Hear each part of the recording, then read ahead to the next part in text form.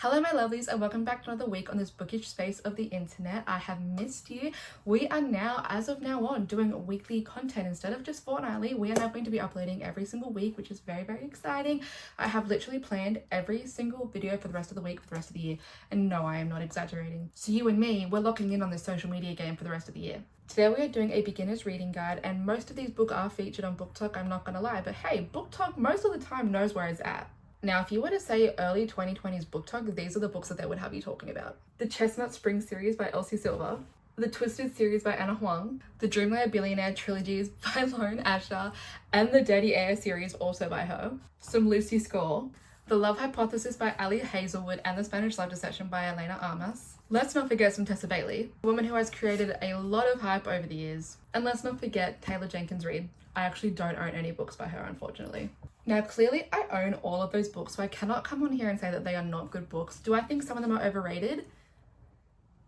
Yeah, honestly, I do, a little. I do think a lot of them are overrated. Now, if you were to ask me what books to recommend to a beginner now, I would say it depends on the genre. Now, come on, we all know everybody here loves a little bit of romance, a little bit of something. So let's go through and talk about some authors that I think you would suggest even now.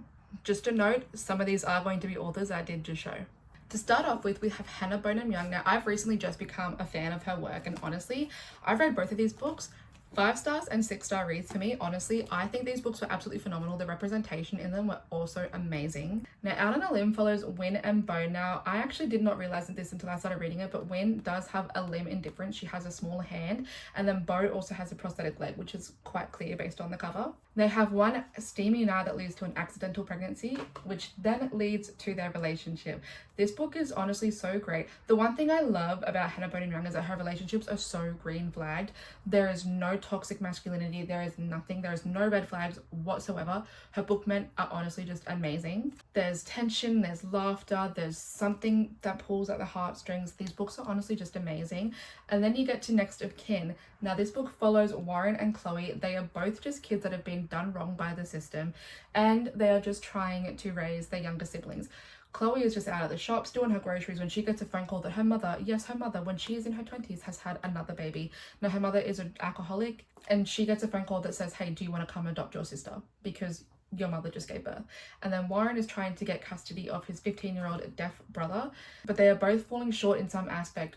Chloe is falling short in finances, whereas Warren is falling short in housing. So the agency has come up with a team up initiative where two carers that are dealing with something different come together to become a perfect carer, and then they can get custody of their siblings. The thing I love about this is that Warren is so smitten by Chloe from the very beginning. He calls her hot the second he meets her, and she is so done with him because of like just the way that he presents himself. He just does not care, and for someone that cares a lot, she just cannot fathom it. And there is literally a quote that he says, "Since when do you put yourself down to please others?" And that really just spoke to me.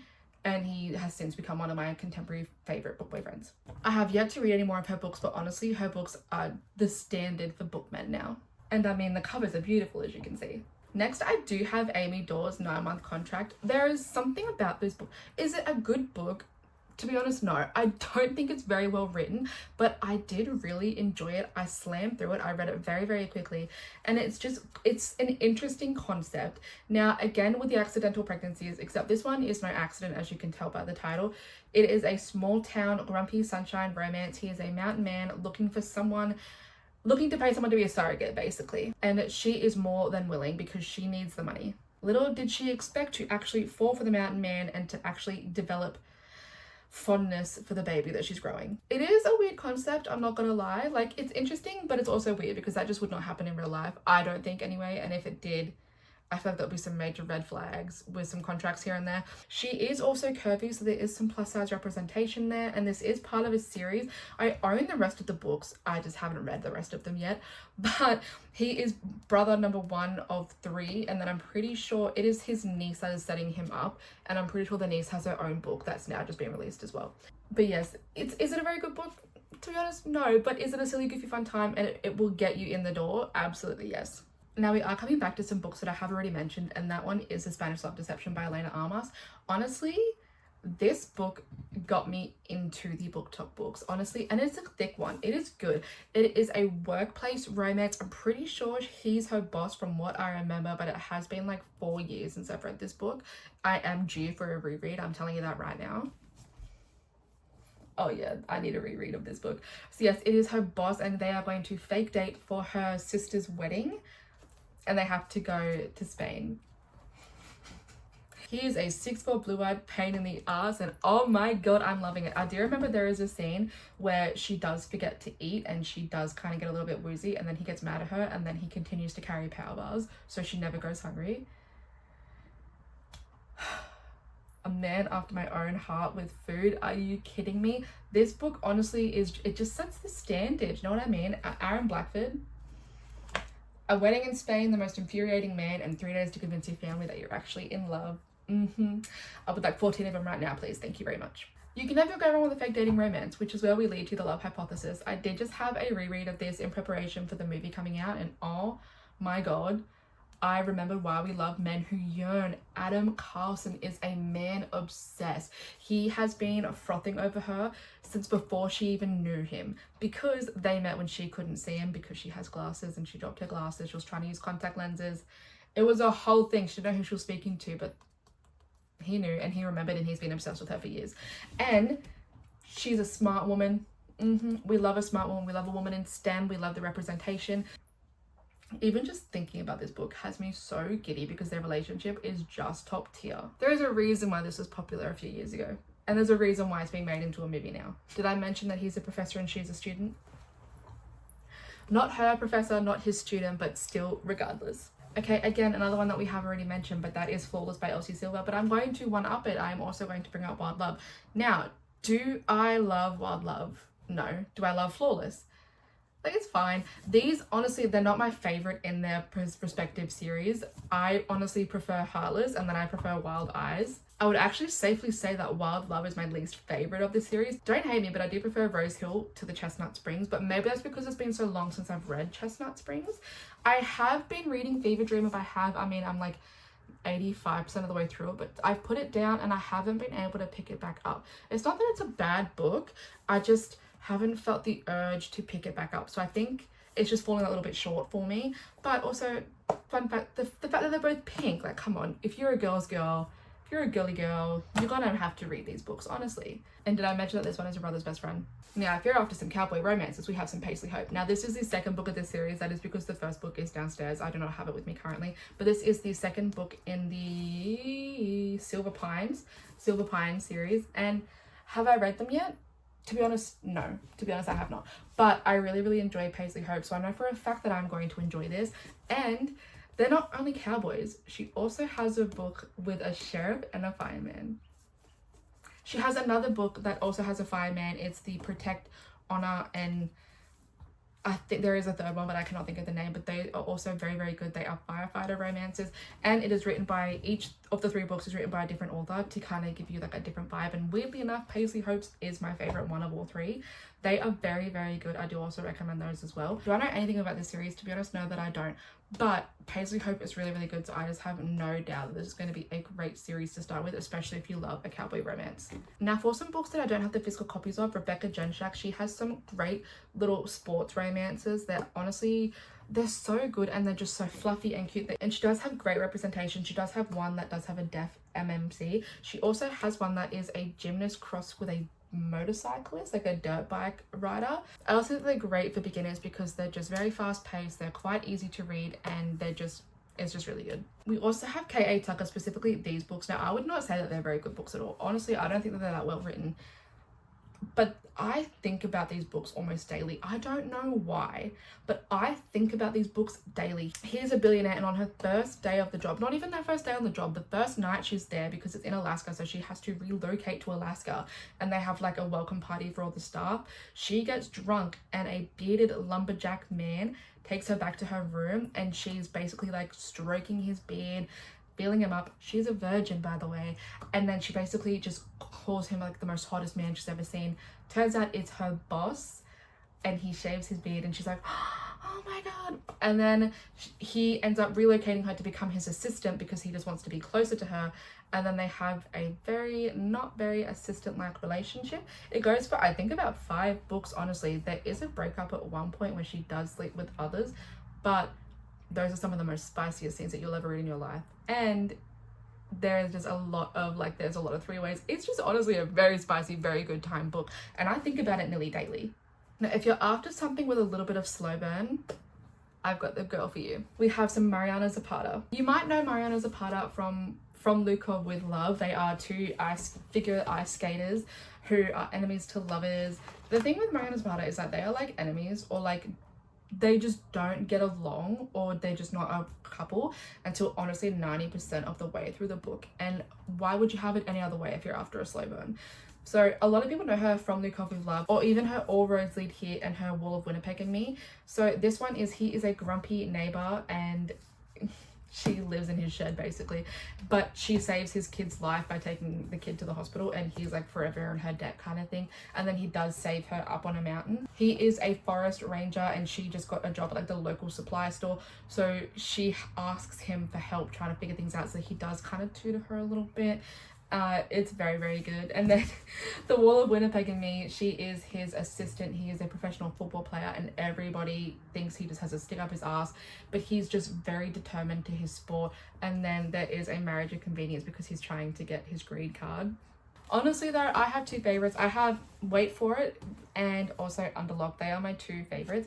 Underlock, she is again an assistant, but he is a tattoo artist and she is basically just a receptionist for the tattoo studio, and he cannot stand her at first.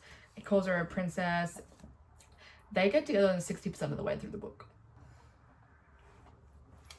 Yes, please, thank you very much. And Wait For It is, she is the carer of her late brother's 2 little boys. She has a grumpy ex-military man neighbor who also teaches little boys baseball. Her book's long. Yes. Are they worth the read because the slow burn is 10 out of 10? Absolutely yes. We are now going to move on to some romantasy. Now, romantasy is a series that I definitely need to read more of. I have not read that much romantasy.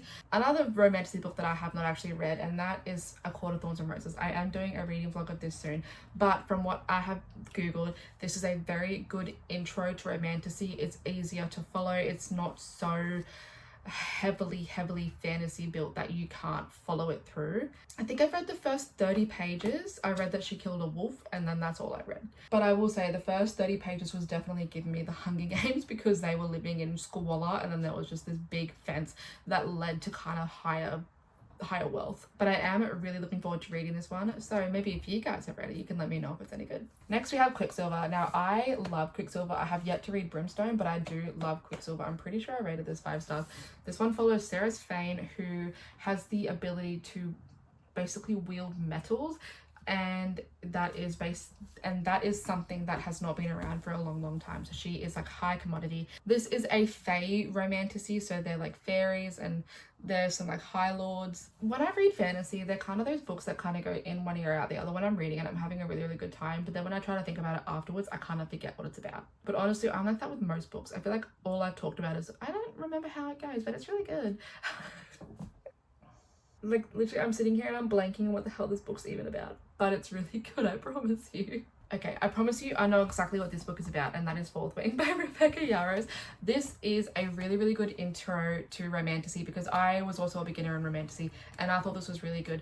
She is a dragon rider, or it's like there's so much knowledge in this brain about these books that I just can't word them properly.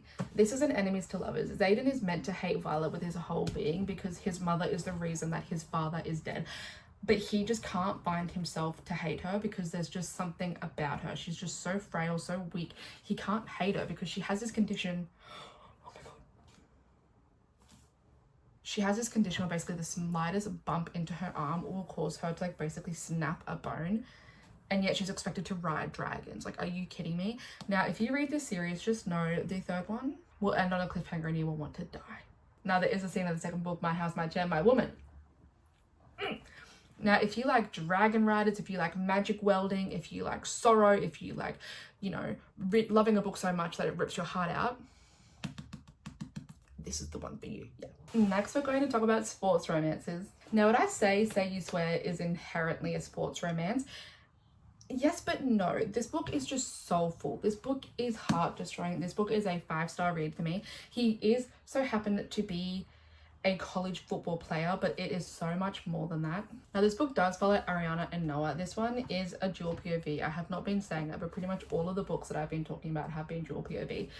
But this book is just deeply traumatic. It's devastating. It is a college romance. He is a football star. She is a girl that has just been in love with the wrong person her whole life. And then, the thing about this book is that you can't talk too much about it because you will spoil it if you talk about it too much, if that makes sense. There is a deeply traumatic thing that happens towards the end of the book that does divide them, but not on purpose. And they just have to find their way back to each other. But Noah has basically, since the moment he's seen her, has pretty much said, hey, you're the one that I want. And she is just in love with someone else, so she can't see it. She does fall for him.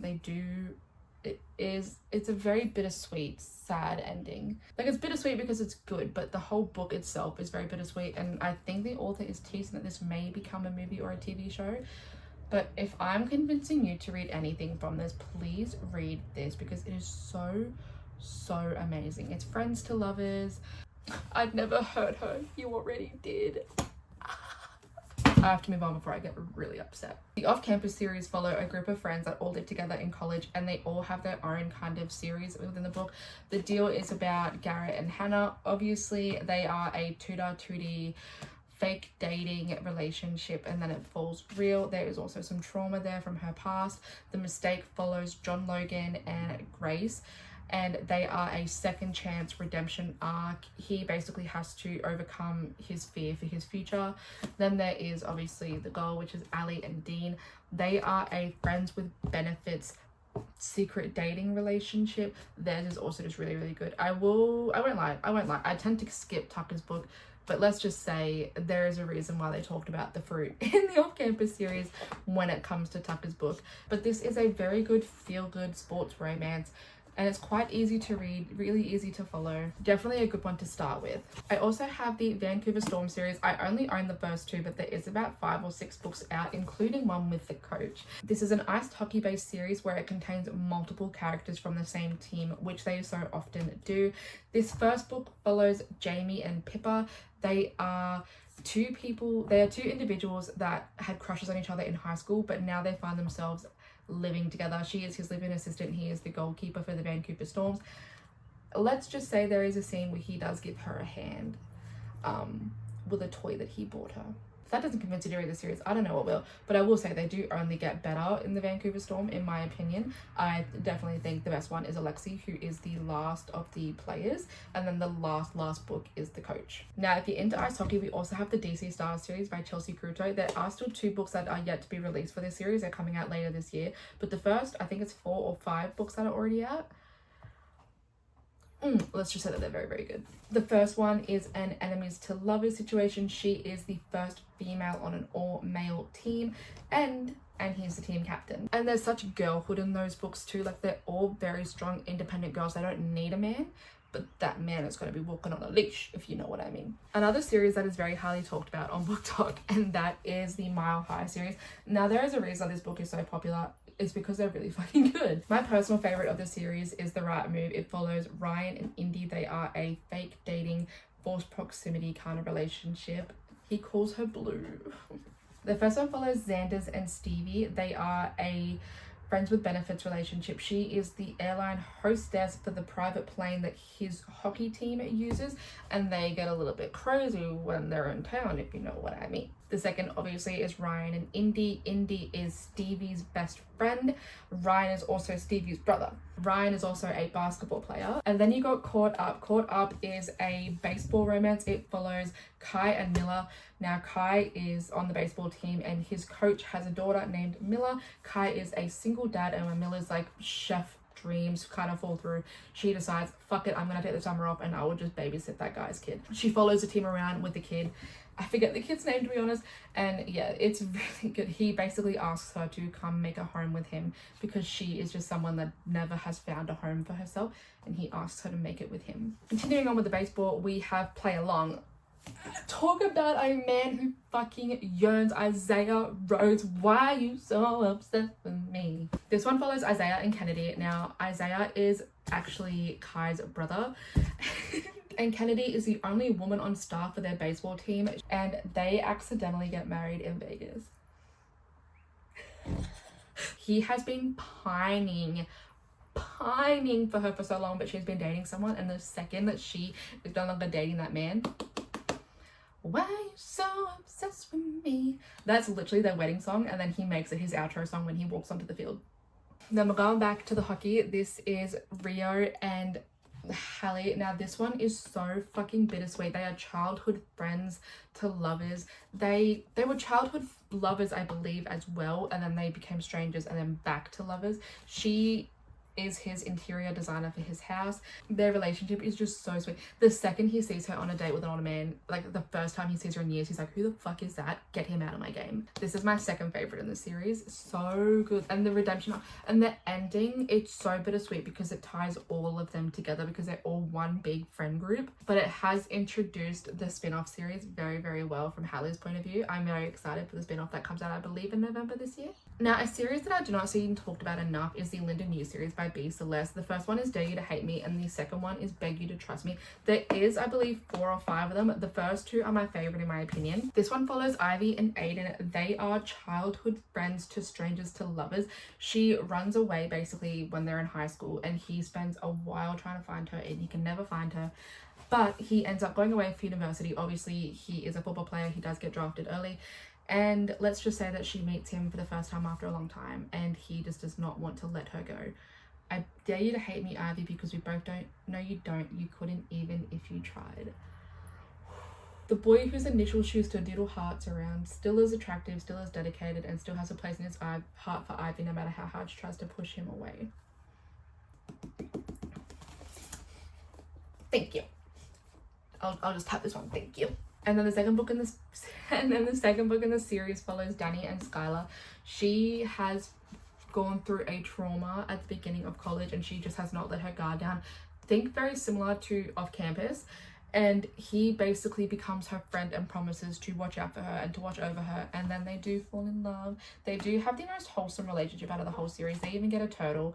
Like, their relationship is just so wholesome, and I did rate this one a 4.5 stars. I do not think this series gets enough love. I think it's very, very good. I beg you to trust me. I beg you to believe that I would never lie to you. I wouldn't hurt you. I'll do anything to prove it.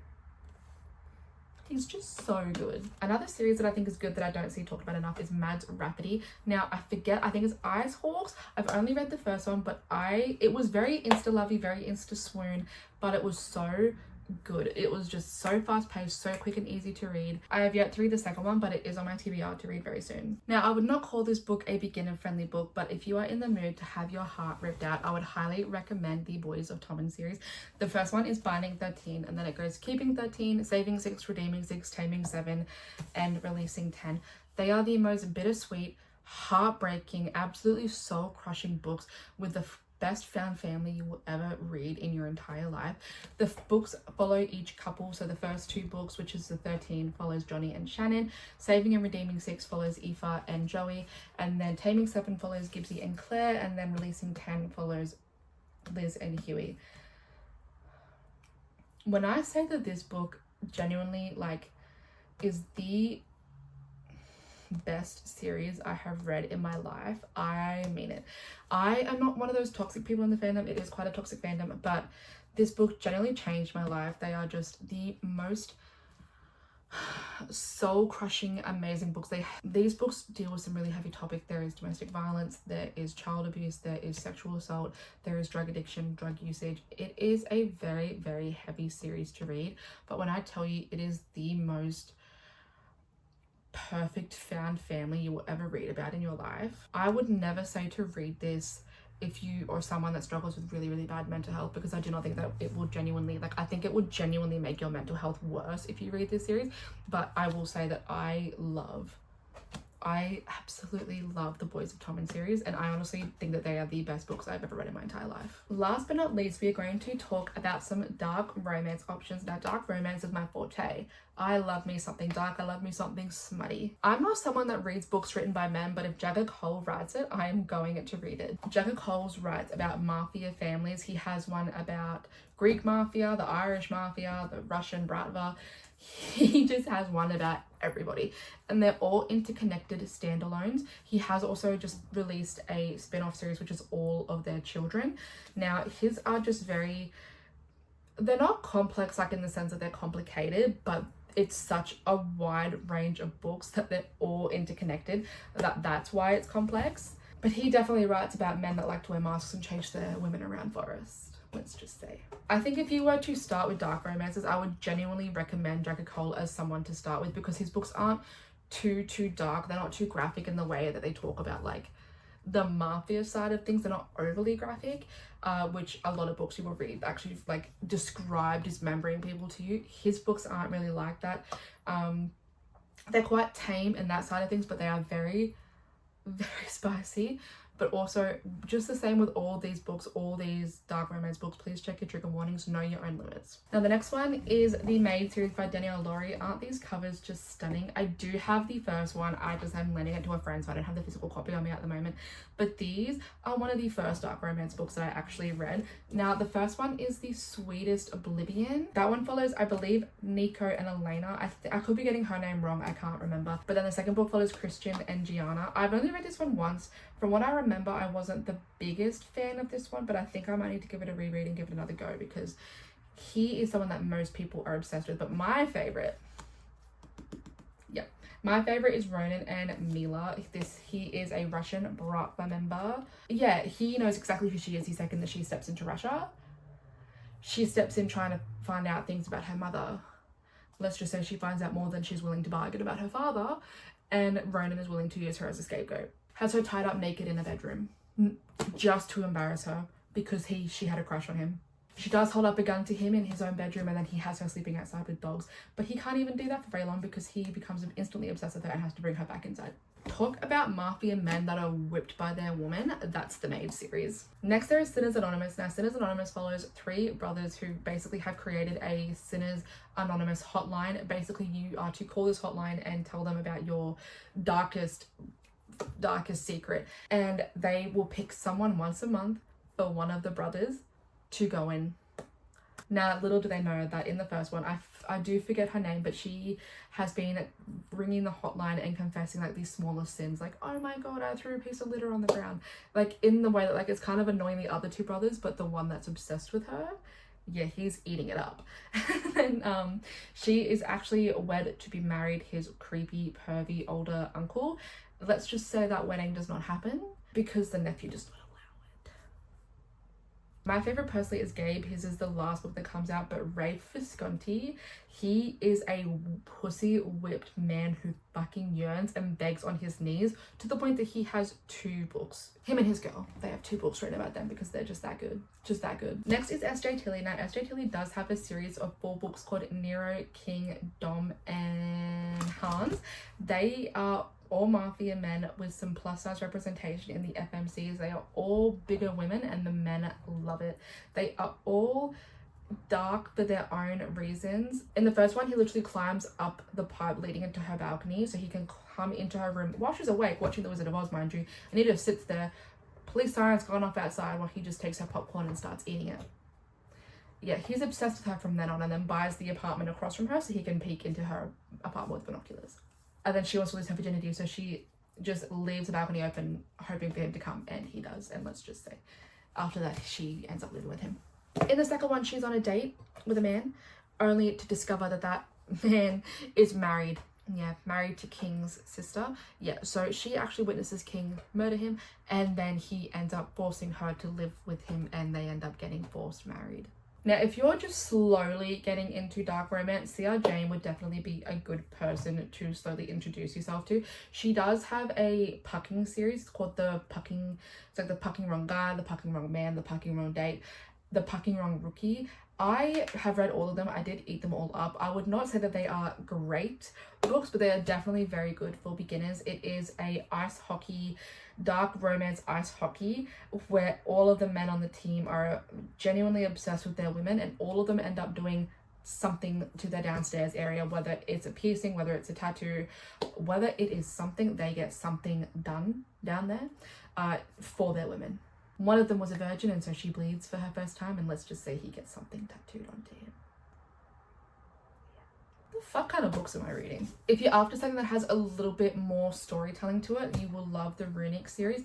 These are the best dark romance series that I've read in a long time. It is interconnected, but it's not standalones. Each book does follow a different couple, but it all has one continuing storyline, so you do have to read it in order. And it is about child trafficking, so that is obviously very like trigger warning specific, so please make sure you read that. The last book is quite difficult to read because it does explain sexual assault in quite a lot of detail.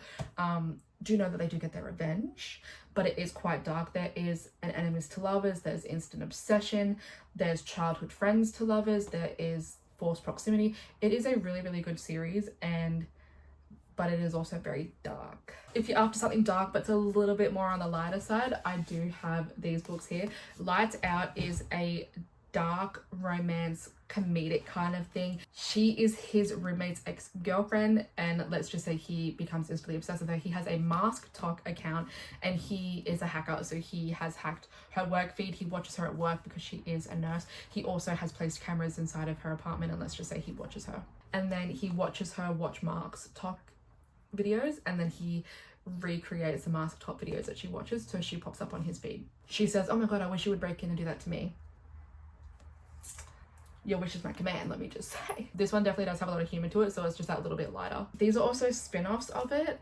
They're still good, but they do not compare to the first one. The next one I'm going to talk about is the Devil's Night series and the Hollowbow series. Now, they are different, but they are also both dark romances.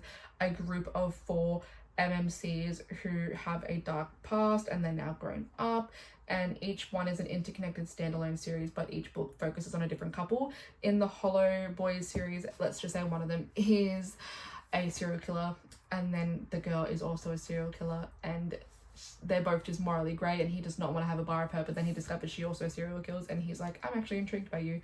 And they actually have 2 books. So, and then we have the Devil's Night series. They tend to go crazy either the night before Halloween or on Halloween night. They tend to go crazy, and everybody knows that it's them, and they get away with a lot of stuff in their small town. My favorite personally is Will Grayson.